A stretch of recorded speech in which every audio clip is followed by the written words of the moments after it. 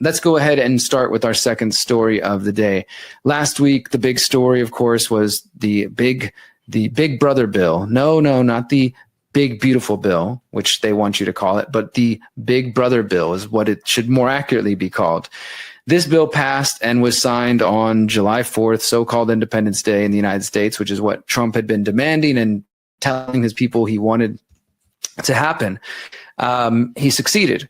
And now there's a lot of different concerns about this bill from right and left, mainly the right. Of course, the Republicans, they all just lined up behind Trump except for Thomas Massie and one other person. But there are the Democrats and others who are complaining about cuts to Medicaid, and there are people who are, talking about the fiscal side, like Thomas Massie, how much debt it's going to add to the U.S. deficit, different things like that. Those all have a place. I'm not saying those don't matter. There was, of course, the concern about this 10-year ban on regulation of AI, artificial intelligence, by local or state bodies. This was a moratorium on AI regulation, and it went from 10 years down to 5 years, and then eventually it was removed out of the final session. I don't think it was added in, last minute afterwards, but Trump has signed it now as of July 4th. It's this 900-page bill, and there's no way any of the politicians could have realistically read it, or obviously the American people. So who knows what got stuck in at the last minute. But my main focus of this article that I published at theconsciousresistance.com, Trump's big brother bill expands the U.S. surveillance state, is about the surveillance state, obviously. And this is because the bill, not only does it give lots of money to ICE, immigration customs enforcement, but also the Border Patrol. And this is, of course, related to trying to stop illegal immigration. But as I've been warning for years, this is really about the immigration police state. That's what it should be more accurately termed, because yes, there has been a police state building and surveillance state building and building and building even before 9/11, but especially in the post 9/11 era, a boost of surveillance and militarization of the police and military tools and tactics and weapons being used on American streets, and erosion of things like posse comitatus, which Trump is definitely contributing to, rounding up people, mass, rendition, kidnapping, enhanced interrogation, aka torture. All these kinds of things are all signs of a police state, right? And silencing of free speech and different things like that. The immigration piece is just another way to propel the police state further. And that is through the use of artificial intelligence, facial recognition, and other forms of biometric data collection.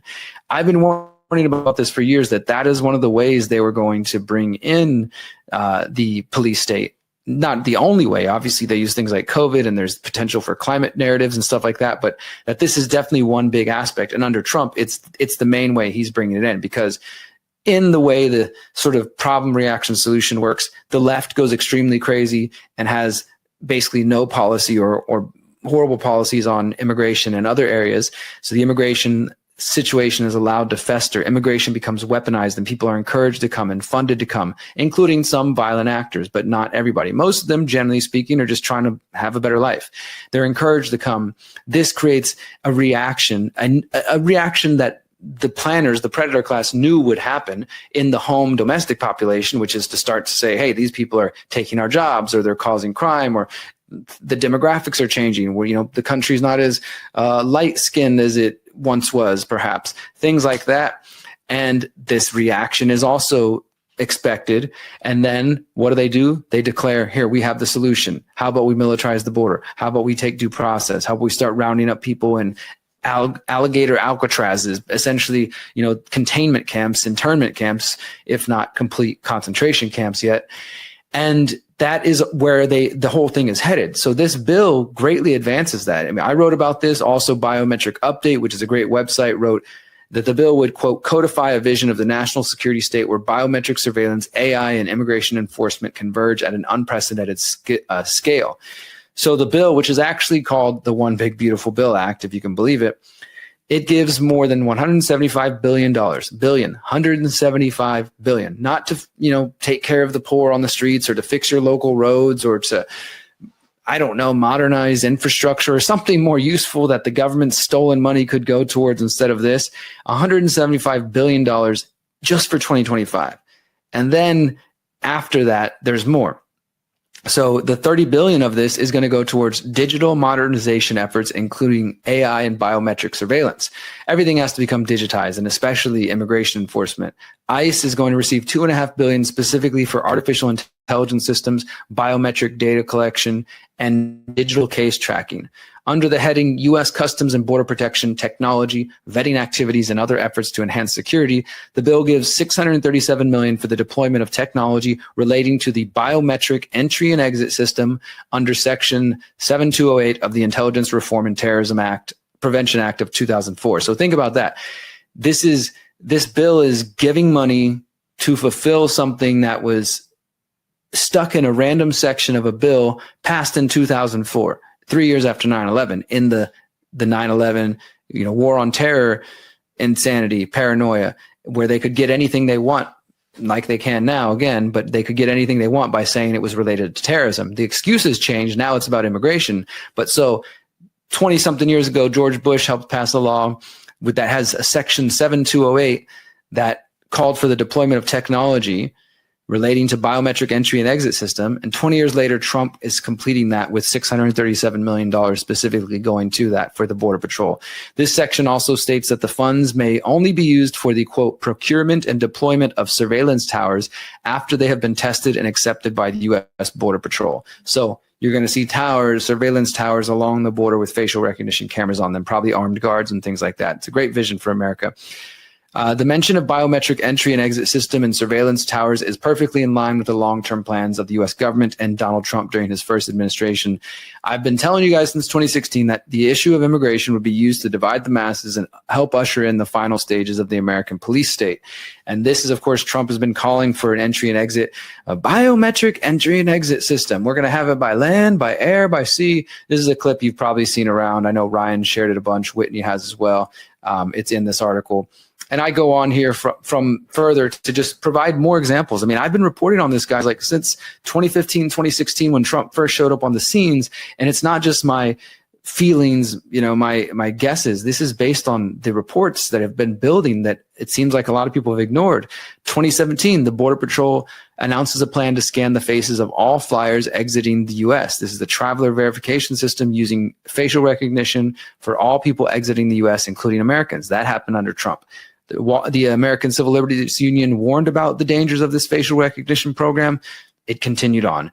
And February 2018, I reported that Trump had started to announce a biometric program to scan the faces of drivers and passengers in vehicles. This was being tested in the Ansel Duas port near McAllen, Texas, in the southern Texas border. That's where I crossed the border. And they've been testing this out since 2018.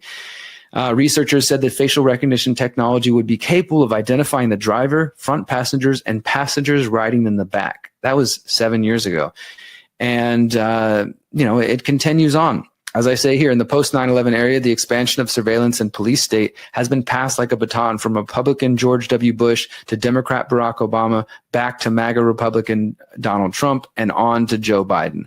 For example, in early 2020, I reported that the Trump administration is setting the stage for a Biden surveillance state. And I just showed how, again, like some of the rules being passed by Trump at the border for Border Patrol were then going to be taken on and expanded by Biden. And how right before Trump left office, his Border Patrol actually announced plans to collect DNA from individuals who are temporarily detained at border crossings. So let's just say you get, for whatever reason, and I know you're like, oh, this will never happen to me, but all kinds of things can happen. And the Border Patrol people, just like cops, are capable of being assholes and bothering people for no reason sometimes. And so you get temporarily detained by them. They are legally allowed under this program, which there's still a lawsuit ongoing related to it, to collect your DNA. And even if you never get found guilty of a crime and you go about your day and move on with your life, they've now got your DNA. That's pretty crazy. That started under Trump. And all of these things, when you take them together, facial recognition, gait detection, retina scanning, surveillance towers, all of this technological encroachment is known as a smart or a virtual border wall. So instead of actually spending money to construct a physical barrier, they just can use technology to push it out there along the border and put surveillance towers and cameras and everything else. And effectively, you get the same result. You get a border wall that can know where all of the people coming into the country are. But I think what it's always been about is knowing where the people inside the country are and what they're doing. And that, of course, contributes and is part of this whole so-called constitution-free zone that the U.S. has had since 9/11. That started at like 5 miles or 10 miles, then went to 25, 50. And now I think they believe they have 100-mile constitution-free zone around, not just like, down there by Mexico, but Canada, north, as well as the coast. The U.S. government considers that to be a constitution-free zone. They can take your phone, they can take your computer, they can go through your devices. And if we allow that to continue to expand, it's going to go some bad places, guys. And I encourage you to go to theconsciousresistance.com. It'll be in the show notes. But I've got sections on the website about immigration and borders and just more evidence that I could provide to you to show you how this fight against illegal immigration, and not to say, and I'm not somebody who's just saying the answer is just government open borders. I've written about my ideas on borders and immigration in my book, specifically Manifesto of the Free Humans, the third book of the Conscious Resistance trilogy. And I have videos on that. Go check them out. But I know the answer is not to embrace an authoritarian police state in the hopes of stopping illegal immigration. It's a bit deeper than that. For one, you should understand, why do people need to come to the U.S.? Is it because the system is rigged against them? Is it because U.S. foreign policy has been bombing their home country, or funding cartels, or funding gangs, and creating overthrowing of government and destabilization and civil wars? These are all things that the U.S. government and Western governments, intelligence agencies have been involved in the last 50, 60 years. Those policies have consequences, real world consequences, including people looking for a new way of life. So the problem is much deeper than just saying it is that person's problem because they're from this other country. I'm not saying there shouldn't be some common sense immigration policy while a government exists, although I will fight till my last breath to abolish government and make it to where we can have freedom of movement, and your only real private property that you control is your front door. So if I want to invite somebody over to work for me or live with me, that's my business, but you can't control the freedom of movement, and you really shouldn't argue for government control of freedom of movement, but we'll put that aside for now. Don't fall for this psyop that somebody from another country seeking a better way of life is your enemy. Since 2012, the Conscious Resistance Network has been an independent media organization focused on empowering individuals through education, philosophy, health, and community organizing. We work to create a world where corporate and state power do not rule over the lives of free human beings. Our motto is leading by example and helping others in their pursuit of freedom. Visit theconsciousresistance.com to find our articles, documentaries, interviews, podcasts, books, and more. Remember, you are powerful, you are beautiful, and you are free.